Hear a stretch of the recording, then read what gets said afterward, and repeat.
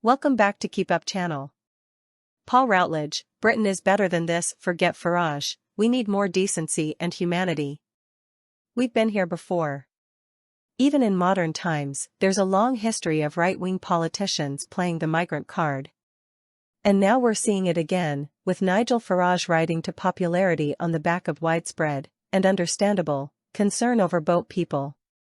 In my lifetime, public feeling has ebbed and flowed over this issue. In the post-war period, migration wasn't a big deal. People from Commonwealth countries like India and the Caribbean had fought alongside our boys in WW2. The Windrush generation was welcome to fill gaps in the UK labour market, particularly the NHS. But as numbers grew, so did resentment, resulting in racially motivated violence in Notting Hill, the West Midlands, Nottingham and Middlesbrough. These were the days of no Irish, no blacks, discrimination in housing, and in 1962 a Tory government passed the Commonwealth Immigration Act, which took away the automatic right to settle here. Ill feelings grew, culminating in the infamous Tory victory against the trend of Peter Griffiths in Smethwick, in the general election of 1964 on an openly racist ticket. His supporters were found to have targeted white households with the slogan, "If you want a N-word for a neighbour, vote Labour."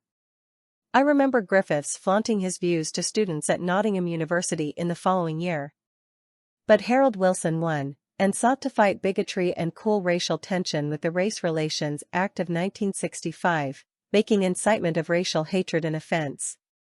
It failed to outlaw discrimination in housing and employment, so Labour followed it up with more wide-ranging legislation 3 years later. Cue right-wing Conservative MP Enoch Powell and his infamous Rivers of Blood speech in Birmingham in April 1968, opposing the reform and demanding voluntary repatriation of migrants. London dockers and Smithfield market porters marched in support to Westminster, demonstrations I watched as a young reporter in Fleet Street.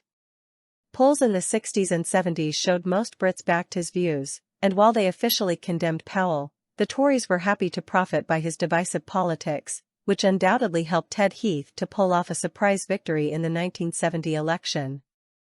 In following years, "Enoch was right" became the favorite slogan of far-right and outright racist groups, appearing on T-shirts, badges, and placards.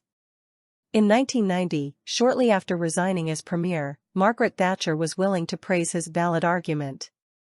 The temptation to win votes with Powellism endured into the 21st century. In 2007, Nigel Hastelot, Tory candidate for Halesowen and Rowley Regis, had to resign after proclaiming he was right and immigration has changed the face of Britain dramatically. Nigel Farage, then UKIP leader, picked up the torch in January 2014 with a statement that the principle is right. And a few months later, Norman Tebbit referenced Powell's warning, saying, "We have imported far too many migrants." Boris Johnson's successful Brexit campaign to get the UK out of the EU played on anti-migrant themes, with his slogan of "Getting Out Country Back," and the ghost of Enoch is still discerned today. Sir Keir Starmer's remark that we risk becoming an island of strangers was criticised as echoing Powell's "strangers in their own country." The rhetoric may change, but the underlying message of divisiveness continues to poison public discourse. In Britain's increasingly polarised society, knowing the damage that words have done, politicians must look to their consciences before opening their mouths. For the sake of decency and humanity, the values they all claim to hold. Source: mirror.co.uk. Please like, share and subscribe. Thank you for watching.